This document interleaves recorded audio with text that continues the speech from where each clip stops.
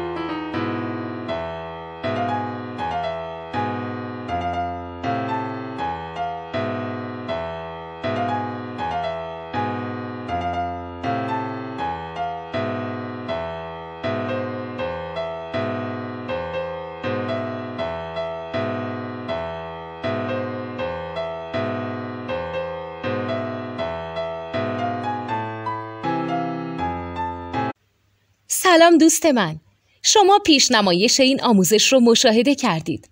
برای دیدن آموزش به صورت کامل میتونید به وبسایت نوت 2 که مرجع آموزش موسیقی هست مراجعه کنید.